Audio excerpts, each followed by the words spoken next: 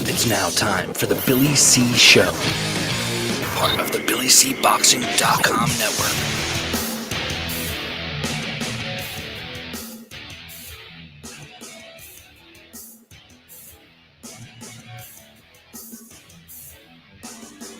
And we're coming to you live from the Billy C. Studios in Lake George, New York. I'm Bill Calogero, and it's time for the Billy C. Show. Good morning, good day, good evening, whenever you're watching, whenever you're listening. I hope you're doing okay today. Today's show is being brought to us in part by the Title Bout Championship computer game. Listen, if you're looking for a simulation game, look no further than the Title Bout. Just visit titleboutboxing.com. That's titleboutboxing.com. Download yourself a copy today. Make sure you tell them Billy C sent you, or you can visit our website, billycboxing.com, and just click the banner. Today's show is also being brought to us in part by the one and only Kenny Bear's barbecue rub and seasoning. I strongly and highly recommend it. It's the only stuff I use. I'm actually addicted to it, but to tell you the truth, they have a couple of new products. My new favorite is the Cajun spice, and they also have a all-purpose seasoned salt. So get yourself a copy. Get yourself a copy. Get yourself a couple of bottles right now. Just visit southerngourmetspice.com. That's southerngourmetspice.com. And make sure you demand the Billy C discount, because they will give it to you. That's for sure.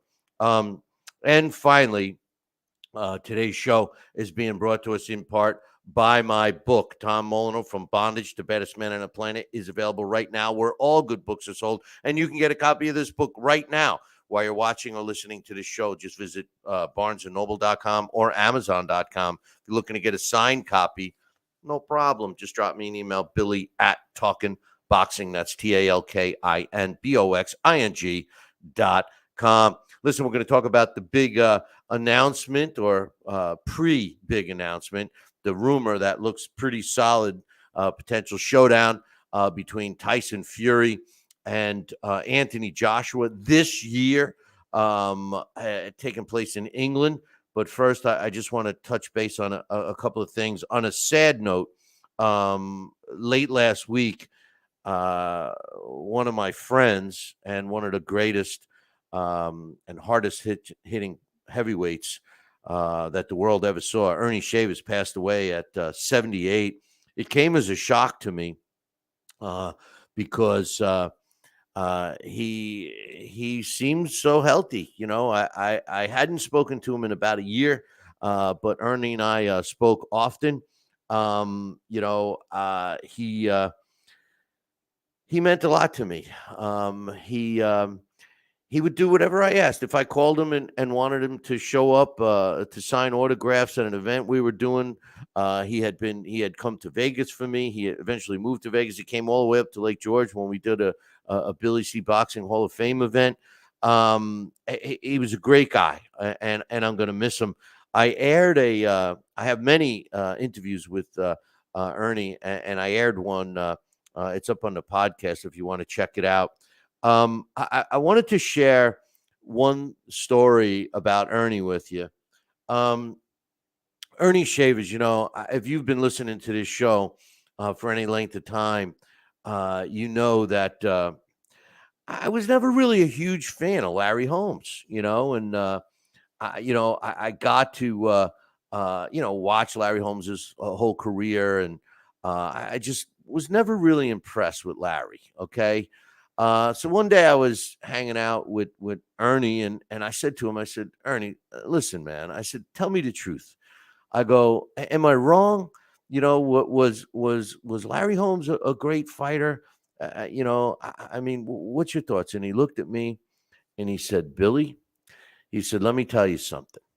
He said, when I fought Larry Holmes, I dropped him. And if you remember the punch, I mean, it looked like Larry Holmes was never going to get up. It looked like Ernie Shavers killed him.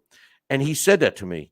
You know, Ernie was a God-fearing man. And he said to me, I thought I killed him the way he hit the canvas. He said, it was all over in my mind. And then he said, and then all of a sudden, I looked at Larry laying on that canvas, and he twitched, and he saw him like look at him, and he slowly got up. And Ernie said to me, Billy, I knew I was in trouble then. And as you know, Larry Holmes came back and stopped Ernie Shavers. I'll never forget the story, and I'll never forget the man. Ernie Shavers, rest in peace. I miss you a lot. And he meant a lot to me. And I do plan on airing some of the other stuff. We have a lot of stuff with him, not only video of him at the Billy C. Boxing Hall of Fame event, but also in Las Vegas when we did. We were there for a week. And Ernie was there with me. We did many interviews on this show, and I do plan on airing them. So Ernie Shavers, a great heavyweight during an era when easily he would have been a heavyweight champion today with all the belts, but he happened to have been boxing in an era when they were all great heavyweights, to be honest with you. And you ask any heavyweight that fought him, and they all said the same thing. It was one of the hardest punches ever. Just some quick news. Andy Ruiz Jr. Took care of business over the weekend, and he defeated Luis Ortiz in a WBC eliminator fight. The way the judges scored it, 113, 112, and two had it 114 to 111. Andy Ruiz dropped Luis Ortiz twice in the second round, once in the seventh. And after the fight, he said that, he knew that he needed to wait, and that's why Ortiz couldn't hurt him. Andy Ruiz improves to 35-2 with 22 wins coming by knockout. King Kong Ortiz loses the third fight in his career, two of them at the hands of Deontay Wilder, and now the third at the hands of Andy Ruiz Jr. He drops to 33-3 with 28 of his wins coming by knockout. After the Ruiz fight, his trainer, because it was a WBC eliminator, his trainer said to him, what do you think, if he has to fight Wilder? And Luis Ortiz, his trainer said, Wilder's going to knock him out. So speaking about the WBC, Tyson Fury, who had retired, then unretired, then retired, then unretired, then retired. Right? I mean, followed a bouncing ball. You don't know what he's going to do anymore. But joining me right now is my man Alex Papali. And what's up, Alex? Good evening, Billy C. How are you? Yeah, I'm doing good. And Tyson Fury wanted to fight Usyk, and Usyk told him, well, listen, I want to fight you. I want to unify all the belts, but I'm not fighting for the rest of this year. He said, and this is what I love about Usyk. He's such an honest guy. He says, I need my body to heal, and I want to spend some time with my family. He says, not only does a boxer's body have to heal physically, but also mentally. This is what separates this man from the other fighters, by the way. So I just, and Fury got pissed off. So he did what every pissed off heavyweight would do. He challenged the next best thing, and he went after Anthony Joshua, which I thought was great because we all know that this is going to be a big fight. He started the ball rolling, and before you know it, he's offering Anthony Joshua a 60-40 split, which was more than fair, considering Anthony Joshua was coming off not one but two losses in a row to Usyk. And it was reported today that Eddie Hearn said that they've accepted the offer, and they are looking at a date. Actually, Tyson Fury gave them two dates, but unfortunately, the December 3rd date was already booked. November 26th was the other date, and Team Anthony Joshua said that might be a little too soon, and it looks like they're going to sign off on December 17th. What's your thoughts, Alex? Oh, I'm thrilled. I of course, I would be more thrilled if it was for the undisputed title. Yeah, the undisputed title. But the fact is that I want to see Fury Usyk, or Usyk, as Fury keeps calling him. He knows how to market, man. Usyk, Well, he said he would stop him in 6 rounds, no problem.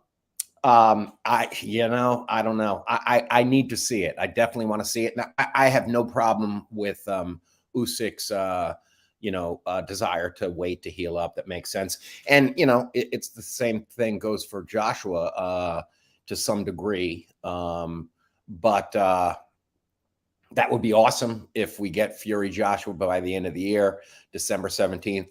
I'm not doing anything. No, I'm free that day. I'm free. I'm free that day. I'll tell you another thing that interested me. Before Eddie Hearn officially accepted the offer, Usyk was kind of trying to help Anthony Joshua. We all know that there's been a lot of talk about Anthony Joshua, and a lot of people got turned off by his actions immediately after the fight. And it was really cool to see, Alex, that the first guy that came to his defense, the first fighter that came to his defense, not even his own team, was Usyk. And he went as far as saying, listen, don't quit. He was sending messages to AJ saying, listen, don't quit. You're a great fighter. You'll be a champ again. Don't pack it in. Make a comeback. I'll even come to your camp and help you train. I mean, this is what Usyk said.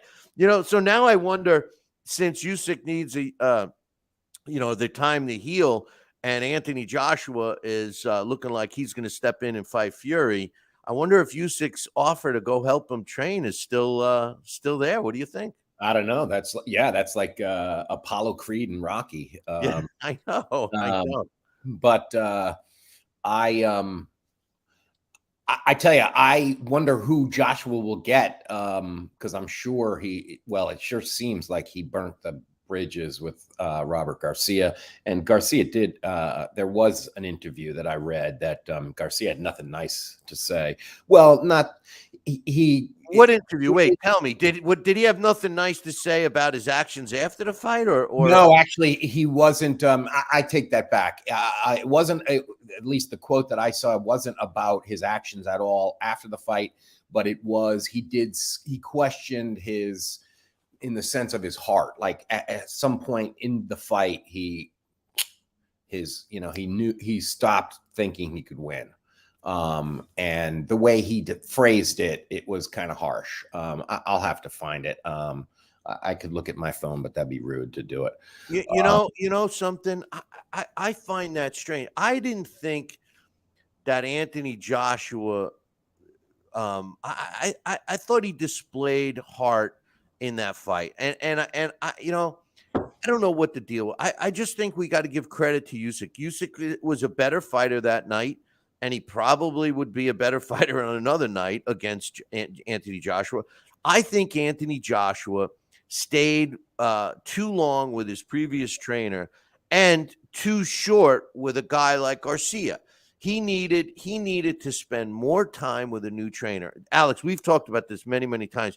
You can't expect to just change a trainer and do great. If you look at Tyson Fury, when he first went with Sugar Hill, and by the way, he's talking to Sugar Hill now, so it sounds like he's keeping Sugar Hill in his corner. It took him a fight to get used to each other. Then he came back and looked fantastic against Wilder in those fights. But you got to get used to a new voice, right? I mean, it makes sense. Yeah, I would think so. And at this point, it was a Boxing Scene article, and the line that I thought was just sort of, I don't know. Maybe there is coming back from this. Maybe there isn't. His mind, this is Garcia talking. His mind was what made him turn the tide in the fight and get him to victory. He's talking about Usyk.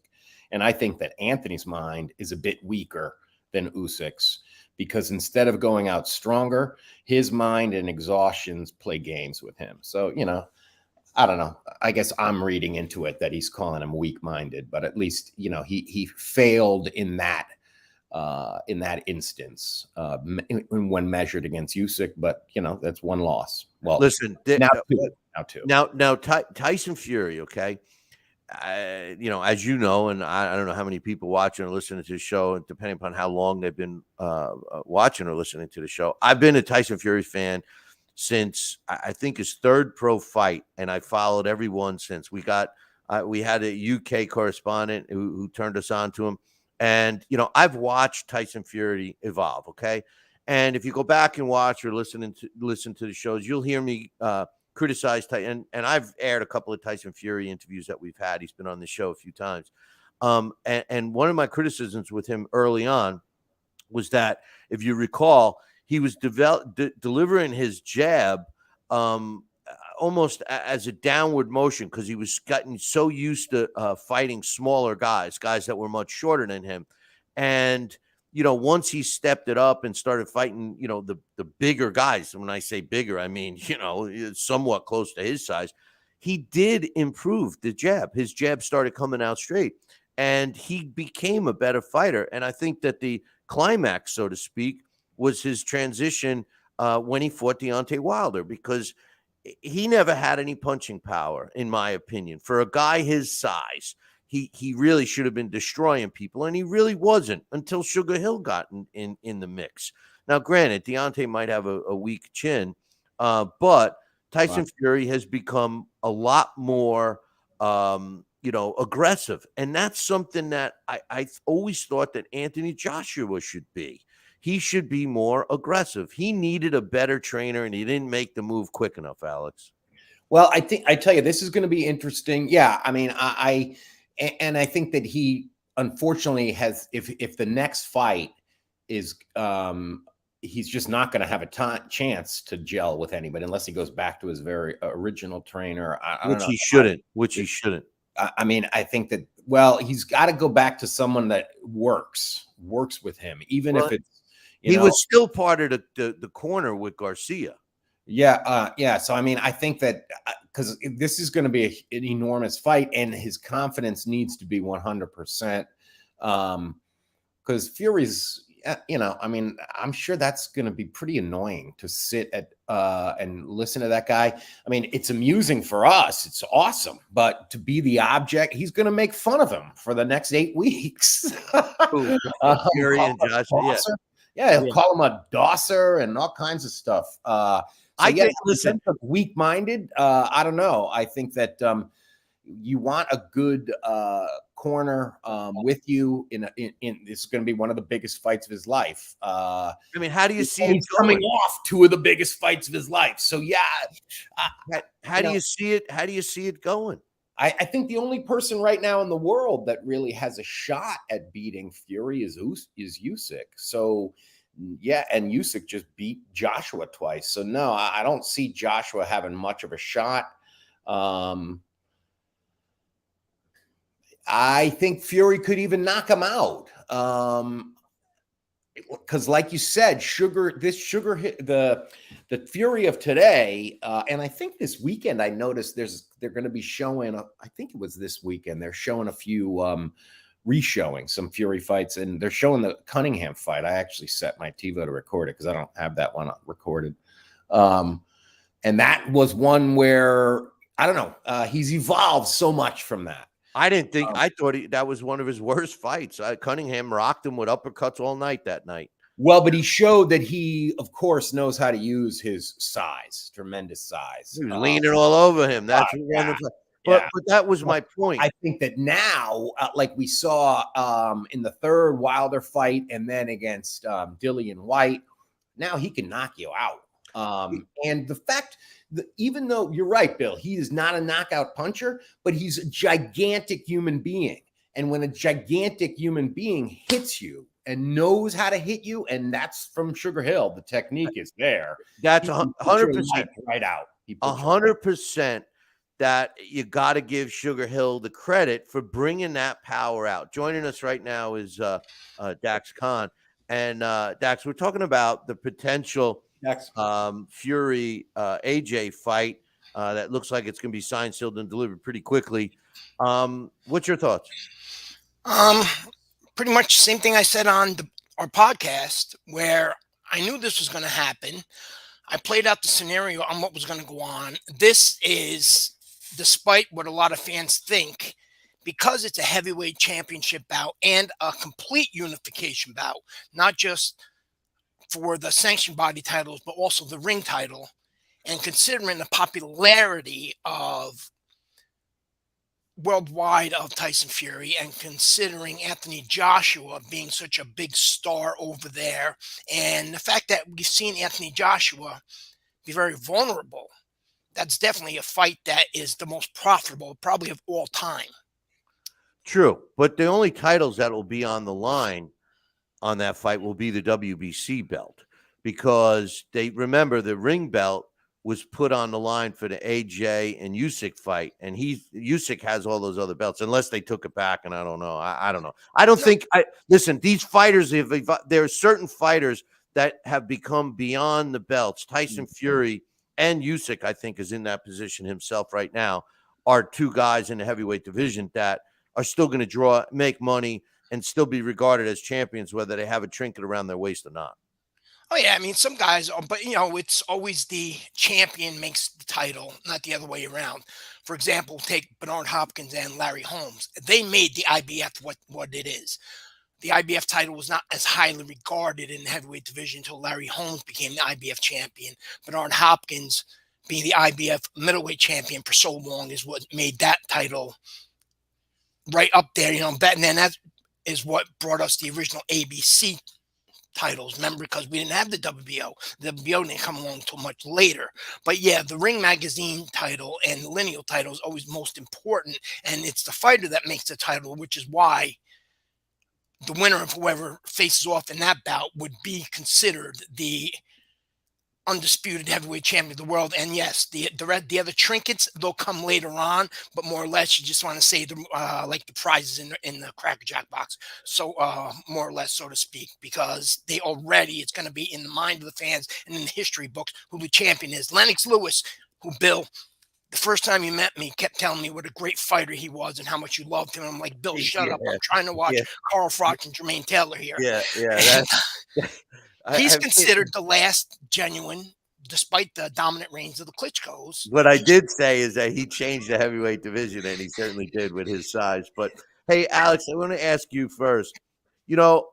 People could say a lot what they want about Tyson Fury, and like you brought up before, the great promoter and stuff. But one thing I can't help but notice and have to give him credit for, he's shown us that he wants the big fights, and he makes them happen. And he's doing it now again with Anthony Joshua. Remember, he went after Usyk. He wanted Usyk. Usyk is just, and I respect Usyk for wanting to take some time off, and that fight will happen. But I mean, what's your thoughts with Tyson Fury seeking out the fights? I mean, this is the way it used to be. And Tyson Fury, he put everybody on notice. I mean, how can anyone argue with a 60-40 split? I mean, what's your thoughts? Yeah, I mean, I think that's one of the things that I wish we had. What has been going on at heavyweight for the last few years, I wish that was going on. It is going on in a few divisions. I wish it was going on, and I think everybody does, at lightweight and at welterweight. And that is, the best are fighting the best. And they keep challenging themselves in this sort of round robin. And they might lose, and they're like, well, let me have you again. I want to try this again. And sometimes I did not see the Ortiz Ruiz fight at all, but I looked at the punch stat and just the activity. I was a little surprised, was a little less than I expected, especially out of Ruiz. But I guess there were a couple knockdowns. He's 87 years old. I mean, come on. But I do think that we've been getting, the fact that we've gotten 3 Wilder Fury fights, those were the 2 best guys at the time, and each time they met. The fact that we've gotten 2 Usyk Joshua fights, we got the 2 Andy Ruiz, we got the upset, and then we had the rematch. Yeah, it's been great. And now we're getting, if we're getting Joshua Fury, that's phenomenal. Granted, it's not as delicious as it would have been a couple of years ago before Usyk entered the pitch. Well, before Andrew Ruiz toppled Joshua, because come on, let's face it, that took a lot of the shine off the idea of a Joshua Fury matchup.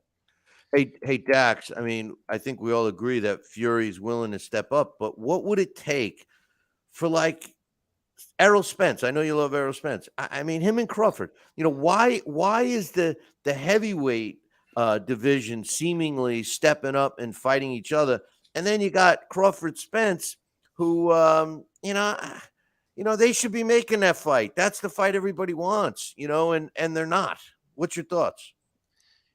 It's called American promoters. Think about it. And as much as I know all the armchair critics who don't follow as closely as we do, when you think about it, and I'm not talking BoxRec or some Facebook pages that's got 30,000 members in their top 10 list. I mean, when you go by the legitimate, like the Ring Magazine or Transnational or something like that, and what's considered in their top 10 for the last several years, if you notice, at the top 10, only about 2 are American, because only 2 Americans are really popular enough, and they're in there more due to popularity than quality of opposition. Think about this. Who has Terrence Crawford fought at welterweight? Who has Errol Spence Jr. really fought at welterweight, a true welterweight? And yes, I know everybody's going to say, oh, he destroyed Ugas. Ugas was not in his prime, and yes, Ugas beat a 40-something Manny Pacquiao, but Errol Spence Jr. at one point in time could have taken over those reins, but his promoter, I'm not saying it's not his fault, his promoter hasn't allowed him. Same thing with Bob Arum and Terrence Crawford, because Manny Pacquiao was always the moneymaker. So we're going to concentrate on Manny Pacquiao. Now that everything has more or less luster down, why bother making those fights? Overseas is different, because overseas they have a different mentality. They're taught different, and they know that you can be a star over there if you have a loss, 1 loss, 2 loss, 3 losses. That's because of the fans. That's what I'm saying. You can still be off. That's the difference here. And the American promoters are not pushing that. Back to Lennox Lewis. Before Lennox Lewis became literally one of the all-time greats of the division, he had that massive, shocking upset loss. Vladimir Klitschko, before he became, people can say what they want about Vladimir Klitschko, but when you dominate a division that long and literally have to recycle former champions and recycle opponents because you're so good, you're an all-time great. And Vladimir Klitschko, early on in his career, he had that loss to that KO loss to Ross Purity, and then we had everybody was shocked. I remember watching the night when Corey Saunders had him up on ropes like shell shock, and he goes on to be one of the all-time greats. Now back to what Alex said in terms of Tyson Fury and his size, and what you alluded to several times on the fact that with Sugar Hill, he's a different fighter. And it confuses me if people really paid attention and thought back to, and I always think back to, real quick, I always go back to, why didn't Roy Jones fight Joe Calzaghe? And everybody forgets that during the Calzaghe-Hopkins HBO pay-per-view, Roy Jones wanted to fight him, and Jim Lamp says, why didn't you want to fight him when you're both prime super middleweights, and it would have been a career's high paycheck that you ever made? Oh, I had too much to lose at the time. What do you mean you had too much to lose at the time? You guys were 2 undefeated, and you were considered the 2 best in the division, and you had too much to lose at the time. So yeah, Roy, that doesn't exactly, I didn't say he's ducked him, but it didn't look. But yet here we got Joe Calzaghe, who's willing to fight everybody, and people are coming there to fight him. So the American promoters and promoters from around the world have kind of differed. And the Americans only want to concentrate on the big stars, and it's the O. That is what it is. It's the O. I said on this show many times. Well, we know who did that. We know who. I said on this show many times, Anthony Joshua and Deontay Wilder are going to be sorry, because one of them will lose playing A side, B side, and when they lose, yeah, that's still a lucrative fight, but lucrative 50 million and lucrative 200 million that's a large gap. That same thing can happen to Errol Spence and Terrence Crawford. There could just be a bad decision one night in there that one of them gets shorted on. Same thing with Kovalev and Adonis Stevenson, when fans were begging for it. Each one would go to the other one's fights and get inside the ring afterwards and call him a coward, and that's who they wanted next. And then who would they fight? Some guy you couldn't even pronounce their name. Right. So listen.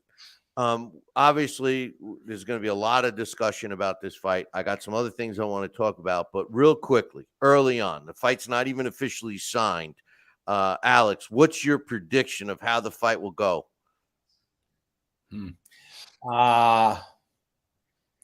I like Fury. I definitely like Fury to win. I guess I'm vacillating on whether he stops him or not. I'll say decision. Fury by decision. Dax? I would also go with Tyson Fury, but it's also going to be a Klitschko type fight where he's going to. The Cunningham fight is another one where you alluded to when I first came on, where he started using his size on him, because Alexander Usyk, for as good as Tyson Fury is levels above, and Tyson Fury is not going to be able to run. He's not going to be. It's not going to be like the Klitschko fight where he's going to be the guy who's going to be able to backpedal and be the counter puncher. Where, with Alexander Usyk, he's the guy that makes you come to him and makes you miss, and the stamina will come into play. So it's going to be an ugly fight where Fury's going to have to eventually impose his style early on. As soon as Usyk gets his reach and is able to gauge exactly how far Tyson Fury's reach is, and is able to figure out how to sidestep and avoid them, then Tyson Fury turns into an ugly fight. And I believe most likely he does win by stoppage. The way I see this fight happening, I can't really disagree with either one of you guys. I see Tyson Fury winning the fight, and I do think it could be an ugly fight and win by decision. But here's the equalizer. And it's something that, Alex and I were talking about just before you came on. Anthony Joshua has a lot of punching power, more than Tyson Fury. And if he could somehow connect, and I always allude back to, and Dax, I always do, about the Cunningham fight, because Cunningham was so much smaller, and he dropped Tyson. He was hurting him, and I just. I feel that Anthony Joshua, although he's got a lot of weaknesses, his chin specifically, is a strong guy. And if somebody could help him unleash that the way Sugar Hill helped Tyson Fury unleash his potential punching power, I think we see a different fighter. So we'll have to wait and see. We'll have plenty of time to talk about that. One thing I wanted to, I got an interesting email, but I'm going to get out of boxing for a minute here. Just one thing. I'm not going to get crazy tonight, fellas. But one thing, all right?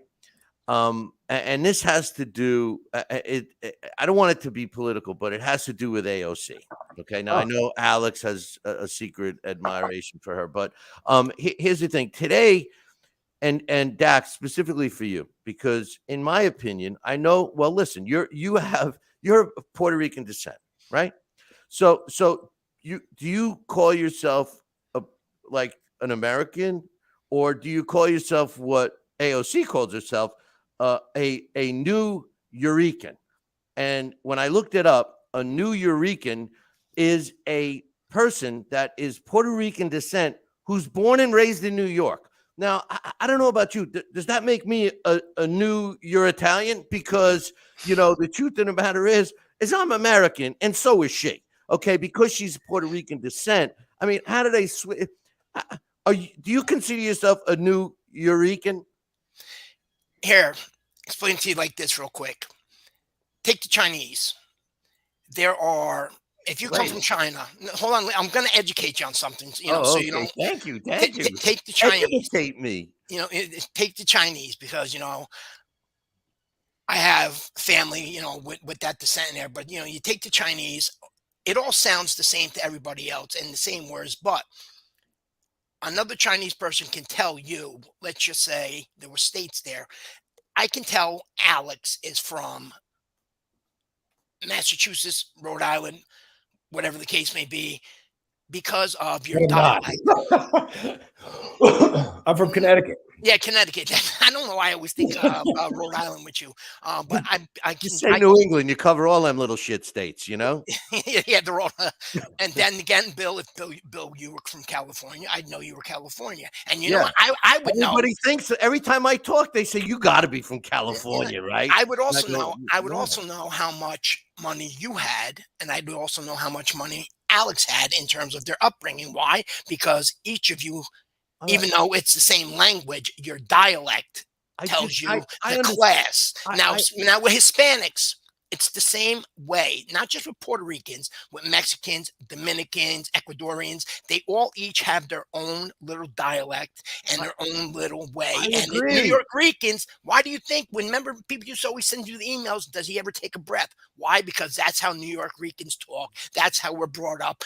You take the average New Yorker, you wake up and you give them 10 enemas of caffeine, and then you have them drink 15 cups of coffee right afterwards, But and then wait a you minute. get them pissed off, and that's how fast they talk, and that's a New York Rican, But and that's the no, difference listen, between them and listen. everybody else. No, that's just a New Yorker.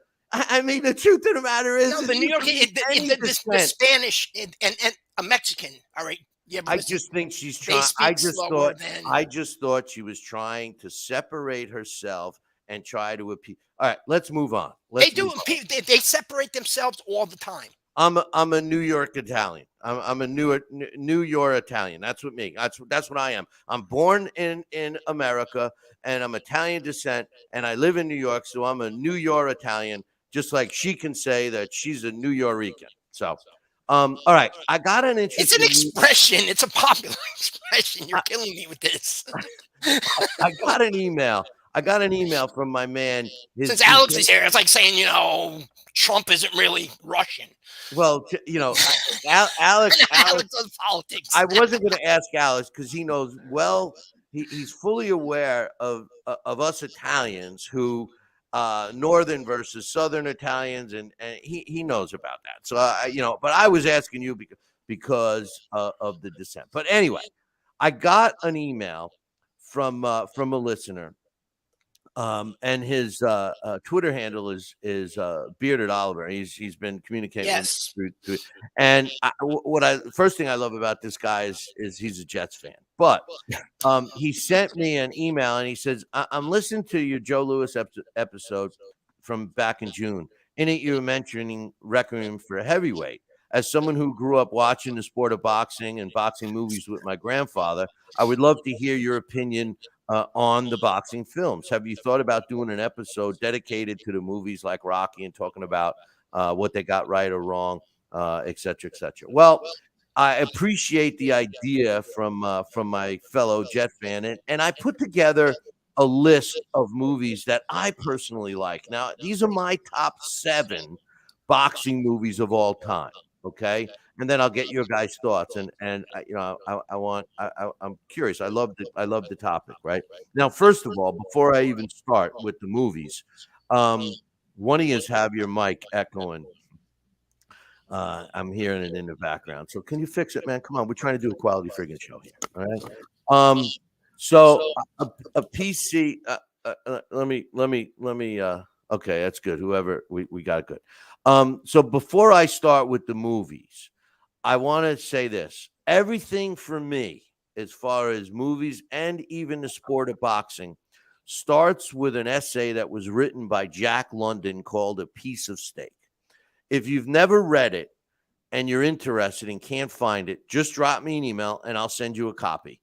It's the classic story of a fighter, okay? And what happens with every fighter that starts out and progresses like most do, too long. It's called A Piece of Steak, written by Jack London. With that said, that's my segue. My favorite. Well, let me. What do you think? I should go from number 7 up to number 1. Yeah, let's do that. Go in reverse order. All right. So, my 7th one, all right, is Raging Bull. It was put out in 1980. It's a story of Jake LaMotta. Loved Jake LaMotta, loved the movie, have learned to hate Robert De Niro, and that's why he's at number 7, okay? But I liked the movie. I thought that the movie was good, but the problem with the movie, all right, so I muted you guys, so when it's your turn to talk, I'll undo it because I can't get the feedback. So the thing about the movie was, yes, it followed Jake LaMotta's life and everything, but it was more of how special effects and stuff started changing, because this movie was put out in 1980, and a lot of it was focused on the brutality and the the disfigurement and stuff like that. So I got that at number 7. At number 6, I got from 1956. I got Somebody Up There Likes Me, starring Paul Newman, and that's the Rocky Graziano story. I like this movie. I like the way they did it. They did show some graphic stuff, which was great. But it was a story. It was kind of a love story, rags to riches. Everybody knows Rocky Graziano, and they ended it with him getting his ticker tape parade in New York City as the champ, which I thought was great.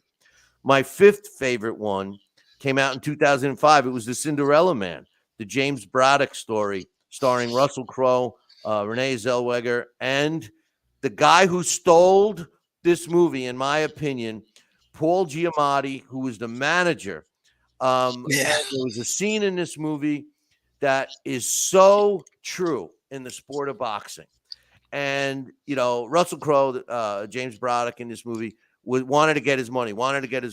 Now, all during the movie, Paul Giamatti walked around. He was dressed real nice. He was always flashing this and that, and he was always, showing he was the money guy. He was the manager. He was this and that. Well, Cinderella. James Braddock wanted his money, and he was Paul Giamatti was ducking him, and he goes to his apartment and forces his way in, only to find that Paul Giamatti had nothing. Was sitting there with 2 folding chairs and a card table, with him and his wife living in just as bad a poverty as James Braddock. And that is so true in the story in the sport of boxing. And I was glad that they did that in Cinderella Man. My 4th favorite boxing movie of all time was Rocky in 1976, starring Sylvester Stallone as Rocky Balboa, a fictional character, even though the late great Sal Rocky Senecola used to refer to the Rocky movies as if they were really happened. I never watched and cared. Well, I did watch them, but I never cared for the rest of the movies.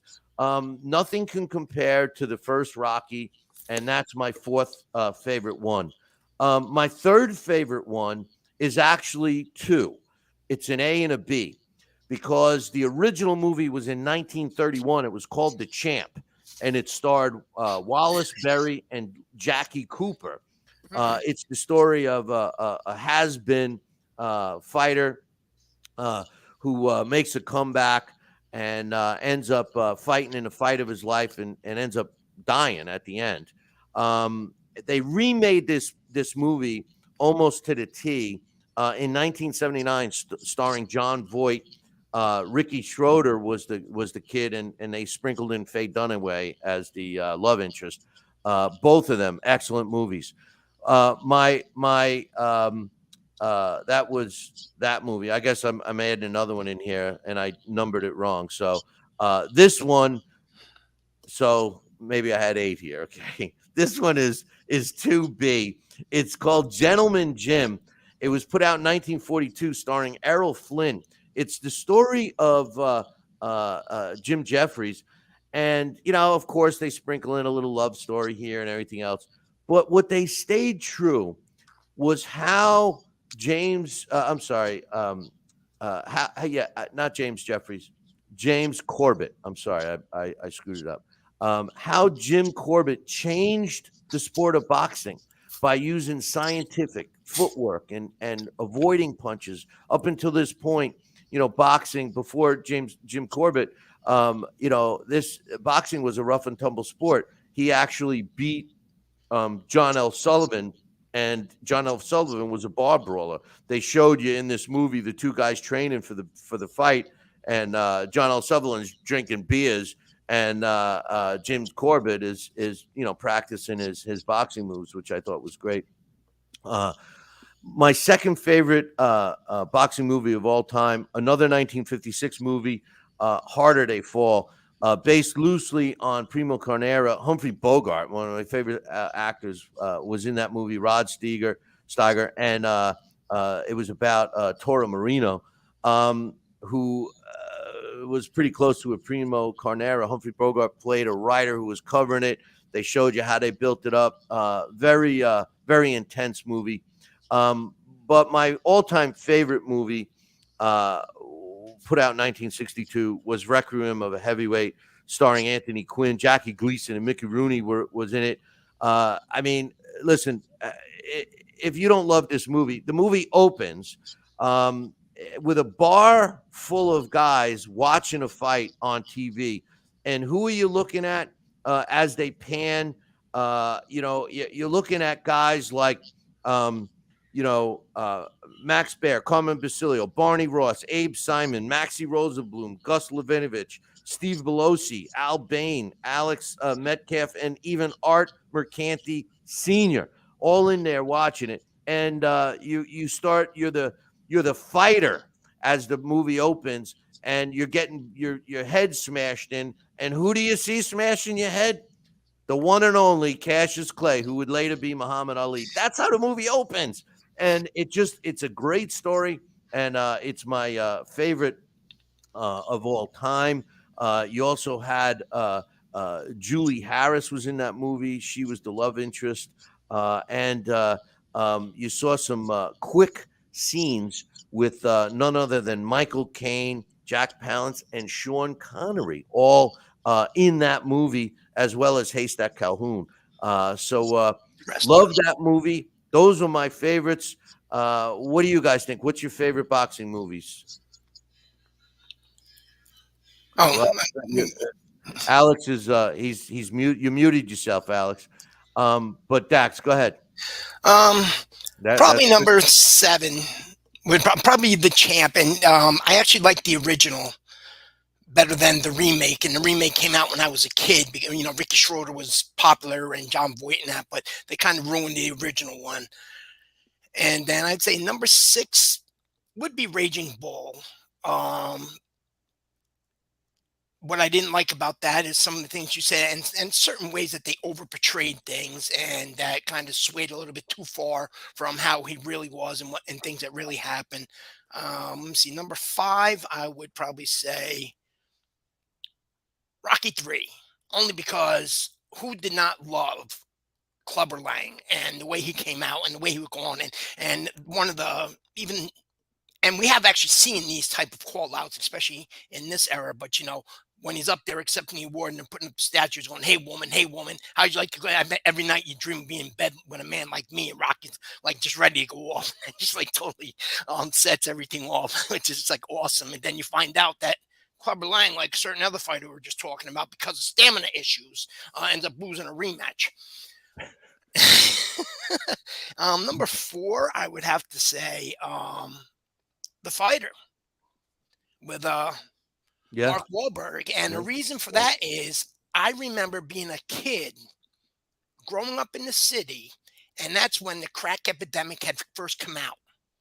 And I remember staying up late one night and watching on HBO Dickie Eckerland. Actually, I seen that documentary when it was first broadcast.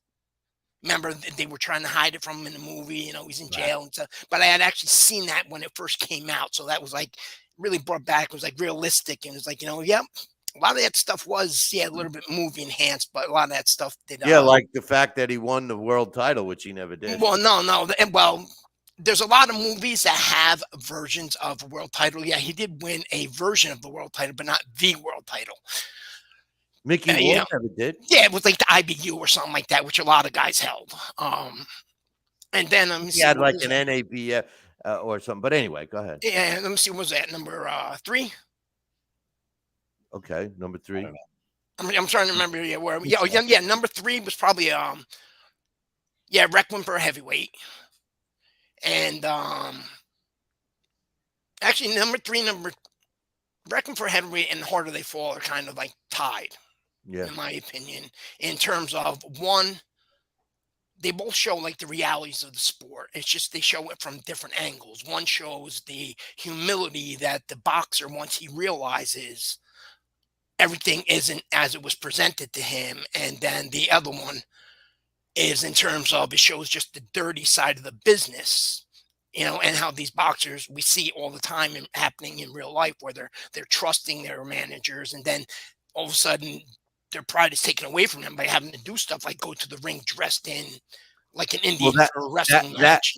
That movie, Requiem of a Heavyweight, and exactly what you said, it shows you the price, and you know, we've talked about this many times on the show, the price that these fighters, you know, especially of yesteryear, paid to entertain us. And that last scene when he finds out that Jackie Gleason bet against him, he was crushed. He was mentally crushed because he looked at Mace as his best friend. You know, he even said to the woman that, you know, he's my best friend. And to find out, and the look on, because Mickey Rooney is such a great actor, and to see them, you could feel the hurt from you know, Anthony Quinn's character and Mickey Rooney, and even the embarrassment that Jackie Gleason portrayed, that he let his friend down, and all he does is puts that headdress on and he goes out there, and they're showing you the fans, you know, the wrestling fans, you know, and he did it, and that's how, and especially when he gets up and they're you know, he's got the headdress on, and he kind of went into character and started, you know, going around the ring, and that's the way the movie ends, and riveting. Yeah. Anyway, go ahead. What's your top one? My number two would be Rocky, just because of the original Rocky, just because of what it set off in the cultural sense of the whole trilogy, and people who never watched boxing before suddenly, you know, became these huge boxing fans, and it just gained exposure to a lot of people in the sport that beforehand didn't get the exposure that they deserved. But number one, believe it or not, is $1 Million Baby. You know, that movie. I remember going with my wife. She said, "Oh, let's go see a boxing movie." And I said, "Oh, okay, I'll go into a boxing movie." And I'm watching this movie. You know, I wanted to kill her. You know, I didn't want to go in there and cry. You know, and I'm saying to myself, "Oh, she's gonna come out of this. You know, what's she gonna box with one leg?" I mean, you know, like it was just, you know, and then it never came. I'm like, you know, I don't want to cry during a boxing movie. You know, I mean, this was terrible. I don't think I've been to the movie since. The reason why I had that number one is I had first read that in a short story book. I believe it was Stories from the Corner or something like that by FX Tool. You know, there's like 5 or 6 stories inside a little, maybe 125 page Not to book. be confused with "And in This Corner," which was a great book. That was an No, interview. no. And this was Anyway, like all like shorts I'm in kidding, the. I'm trying to remember what the exact. Yeah, you got it. FX Tool is definitely the writer. Yeah, FX Tool. I'm trying to remember the book. I mean, I remember reading this Collection, like an anthology. Yeah, like, then this was like, you know, 10 years before the story, the movie ever took place. But having worked with kids and just boxing overall in general, we know there's a reason why it's called, you know, as a means to an end sport. You know, when you're poor, when you're broke, and a lot of these kids come from homes just like they showed with her, you know, bad families, no fathers, no mothers, kids that are in the system, you know, work with kids from, you know, Tryon and all those type of things. And then you get this hard, grizzled guy that does what a boxing trainer is supposed to and looks out for his fighter. Well, they didn't do that for my man Molyneux. No, but you know what I'm saying? Like, he looks out for his fighter and how No, I crushed know. he was at No, the end of that stuff. Clint Eastwood in that movie was great. I don't want to think about that movie. That movie was sad. Alex, It is. It's a sad movie, but you know, it was just so good, and it was just like, you know, this is the way boxing should be. People, if every manager, trainer, etc., so on and so forth, looked out for their fighter like that and cared about their fighter like that, imagine this would actually be the glory sport that, you know, we think it is. No, that's a great point. Alex, you're toying. I do not have I compared to your list, Billy C, there's a lot I have to watch. I'm ashamed to say I haven't. There's so many movies. Don't get me wrong. There's a lot of other them. boxing movies. There's another one that's an old one that's called The Ring that you got to watch. That was late 30s movie too. That's another good one. But go ahead. What do you got? The movie that Raging Bull is definitely one of my favorites. And to me, I love the boxing in it because it's very stylized. The thing, I tend not to like boxing movies all that much because what I like about boxing is it's real, and movies are not real. So the thing about it, I'm sorry, the cat's playing with something back there, making a lot of noise. So I think a lot of the movies that I like are more about a fighter, and like Bleed for This. I really liked that movie. And there were elements I liked about it. Not so much the fighting, because the fighting to me always looks phony. That's why I like Raging Bull, because Raging Bull to me looked stylized and dramatic in a way that I bought. Even though I knew it was not meant to be realistic.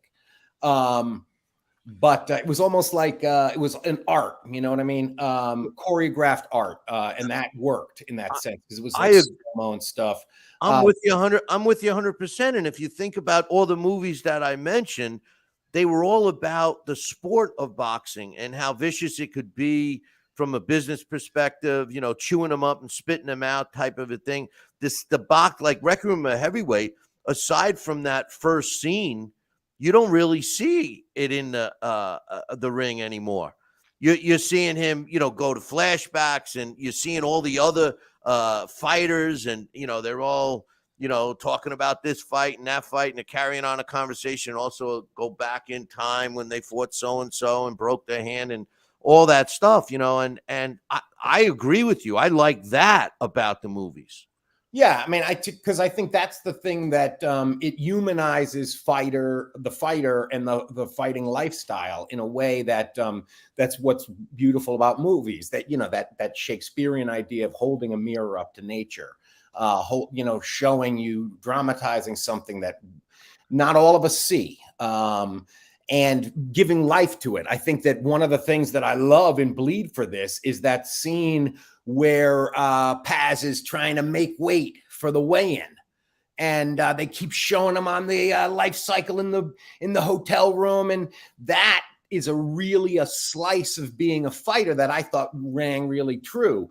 One of the movies that I think it's not the climax, the wheels come off, but the training, the boxing training, I think is phenomenal in the movie Streets of Gold. Which has a young Wesley Snipes and Adrian Pazdar. I think the training in that is really good. But again, like I said, the fight it builds to an amateur fight, and yeah, it's lousy. But see, that's the thing, is that to me, a lot of those, like I'll like the first two acts of a boxing movie, and then the last, when they have the climactic fight, it's like it's just so phony. I can't watch it. You know, Play It to the Bone, I think, is a pretty good. I've never seen it uncut. I've only seen it, I think, on TV, and that one I think is pretty good. It's more about the promoting and all that. It's a comedy, but I have a lot. And like Dax, I agree. I think my favorite of the Rockies is Rocky 3, even though Rocky 1, of course, is probably the best complete movie. I love Rocky 3 because, first of all, it was the first one I saw. I love Clubber Lang. Some of the lines of Clubber Lang are directly from boxing history. He can run, but he can't hide. You know, that's Joe Louis. And I think it also, in terms of race, it captures the 80s in a really fascinating way, because of the you know, the friendship between Rocky and Apollo, and the running on the beach, you know, the shaved chests and the hugging. The 80s. I lived the 80s. Yeah, I'm sorry. You know, the worst part about that movie was them holding right? hands, jumping up and down in the water in slow motion. Yeah. It turned into gay I porn. love that scene. I love that scene. Hey, you know what? Getting back to, And then you it know, freezes when I like bicep. getting back to a quality movie, Requiem of a Heavyweight, you know, my all-time favorite. Jack Dempsey was in that movie too. And a lot of people forget that Jack Dempsey, first of all, Jack Dempsey was not only a great fighter, but he was extremely successful after boxing. And one of his mainstays was Jack Dempsey's. It was the bar in the city. And they filmed a scene with him, and he's sitting there at the table. And you know, the credits in the beginning says, "And Jack Dempsey playing himself," and you're like, oh, what's Jack Dempsey gonna do? He's sitting at the table, and you know, Jackie Gleason is getting Anthony Quinn drunk because he didn't want him to go get this job that he was trying to get, and so Jack Dempsey's sitting there. He goes, "Hey, Hey, yeah. And Anthony Quinn's got his arm around him. Oh, remember those days? Blah, blah, blah. Jack Dempsey's, yeah. And he says, excuse me, fellas. I got to go do my rounds or something. Gets up and leaves. That was his big scene. It couldn't have been like a half a dozen words. I just thought it was funny. But just seeing the real Jack Dempsey as an older guy in Dempsey's bar, that was great stuff. But anyway, yeah, so I want to. One of the best things I know, and I'm only mentioning because he's going to be coming up on that Canelo Triple G card, and I think most likely he's going to steal the show. But, and I know you hate plugs, but ever since after he was in Creed, Gabe Rosado, and you can find on YouTube, did a breakdown of like the top 5 or 6 movies of all time in Hollywood, and he projects from a fighter and knowing inside the sport exactly what would have and what could have, and despite saying, yeah, this looked really good and entertaining, he says, this isn't possible because, he'd be dead. It's like, example, when Rocky got knocked down like 45 times by Clubber Lang in the first fight and then by Drago in the rematch, saying, it doesn't matter where you are, who the referee is, they would have stopped this because they'd had no choice. They'd have been dragging his body out, and it would have been an international scandal. He doesn't say that, use that. I'm just saying he just like really says what's real, and he points out which movies are very realistic, what you would expect inside the ring. Even the referees, like, yes, this is a proper call that a referee would make. This is what the corner man would say or the corner man wouldn't say. You got to look it up. It's actually a very good video. It's about 10 minutes, 15 minutes long. Love Gabe Rosado, but like The Rock. The other thing that's great about Rocky 3 is the line, hey, can he swim? With a name like Rock. Like the Rocky movies, no referee would have kept that fight going. But anyway, I want to thank my man, Bearded Oliver, for getting us on that kick, and JETS, Jets. But 2 more things I want to add real quick before we hang it up tonight. Juan Francisco Estrada, after a real easy fight this past weekend. No, I'm kidding. He was supposed to have a tune-up fight, and he was in a knockout, drag-out war. Now he gets to fight Chocolito in December. They signed, sealed, and delivered that one. They don't know where the fight's going to be, but it is set for December 3rd. The trilogy that's been taken, what is it, over the last 15 years? But by the time, Chocolito's 35 years old. It's going to be interesting to see how he is. And then the fight that I know Dax has been waiting for, he's been emailing me, and he's so excited about this one. It was finally announced. Jake Paul is taking on Silva. It's going to be, I guess the tickets go on sale on September 14th. It's in October 29th. It's a pay-per-view. All kidding aside, more power to this guy for selling tickets. But I just can't, until he fights a fighter.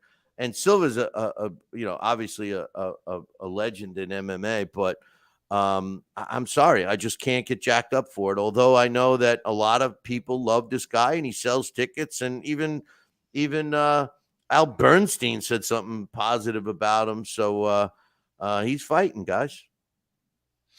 Yeah, well, he's a novelty, and he has he's doing more than just fighting. Right. That's what I agree with you, Alex. Good for him. He's doing more than just fighting, though. Yeah, we have to credit him for that because he's helping out a lot of fighters, like Amanda Serrano, for example. I believe he's her manager now or something like that. Promoter.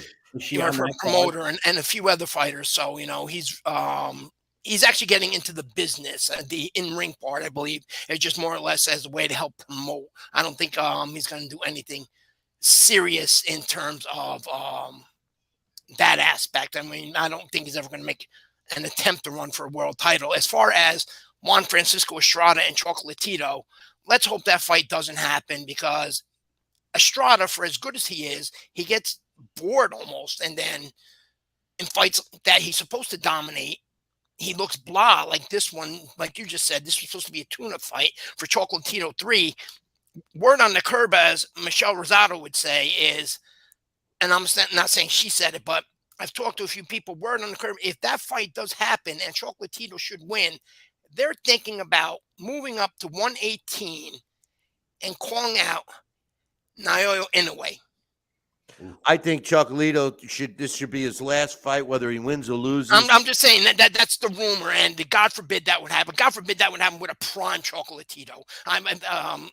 Inoue would beat him and Juan Francisco on the same night. I'm sorry, Well, I just think that's the monster. It's first of all, this weight class, these little weight classes to be 35 years old. I don't think there's ever been a guy that's been that old, and he still is good. So, any final thoughts, Alex?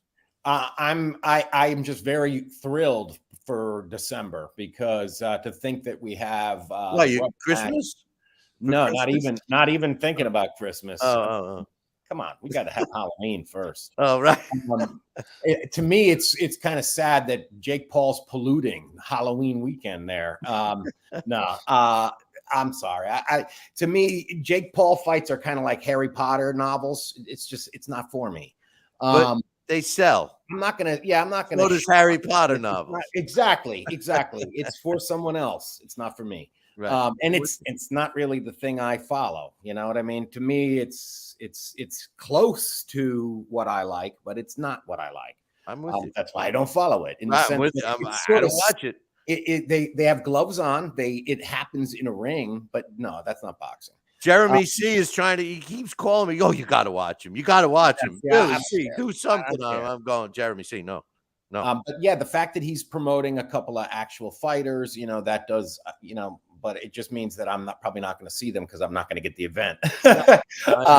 But I do think that the idea that we're going to have, if we have Fury, Joshua, and Chocolatito Estrada 3 in December, that's amazing. It caps out an amazing year. The fights this weekend were terrific. The fact that Estrada is like into game to do this, it is kind of amazing when you think of the wear and tear on the human body that those smaller guys do compared. But I guess the relative thing is the impact, because think about Joshua and Usyk. They just went through 12 hard rounds, but 12 hard rounds at 108, Jesus. I mean, the amount of just punches absorbed. You saw at one point Estrada, there was blood pouring out of both nostrils. And that was the round I think he dropped him. And they go, get back in there. Don't be a baby. Not being a baby, But yeah, those guys, the idea that they're going to go have another war. And yeah, I mean, whatever happens after for Chocolatito, I mean, he's accomplished so much. The fact that we're getting this, I don't know, when you're having fights like that, these are such amazing wars that it reminds me that there was a scene towards the end of Game of Thrones where they said, one of the characters is worried about the future. And he's like, well, what's going to happen with us after this? And the other one says, who says there is an after? Yeah, right. No, and bringing up the real life in the movie sense, unfortunately, yeah, Chocolatito fighting at 35, that's because these guys in them lower weights, despite the fact, like Alex alluded to, how much wear and tear they put on themselves and how exciting those fights are, they don't get the money. They don't get the paychecks that the higher divisions get that can allow them to retire at a young age. But these two guys, this fight will definitely set them up. They have made money fighting each other, and that's why we're seeing a trilogy. Well, and also I think I did want to mention this because I think that's one of the problems, and whether it's a thing with perception or reality, and maybe it's a combination of both, is the amount of money that's at stake for these heavyweights that we've been seeing fighting each other again and again, and then having these incredible, thrilling, career-defying losses, which really doesn't drop their value too much. The fact that they are commanding such massive paychecks, I think that idea for the lightweights and the welterweights that we'd love to see fight each other, they kind of think, well, wait a minute, I want that heavyweight money. The reality is they aren't heavyweights. And they'll say, we want it too, but you're not going to get it. And I think that's one of the stumbling blocks. And I think that's the same thing that we get at these lighter weights, is that they're not getting heavyweight money either, even though they're getting heavyweight brain damage. No. And they're delivering heavyweight thrills. Well, you're right. Guys, I appreciate it. Next week, we'll be doing the Canelo Triple G breakdowns and predictions. And for everybody watching and listening out there, we will be doing a Triple G Canelo post-fight show live right here. So In until the wee hours. yeah, of the no morning, more, I'm no, sure no that's more of these great loving, night. fights over by 5 p.m. deals. That's going to be like a 2:00 a.m. Oh, I morning. know. But hey, listen, make sure you guys tune in next week for our breakdowns and preview of the Triple G Canelo fight. Until then, ciao, baby.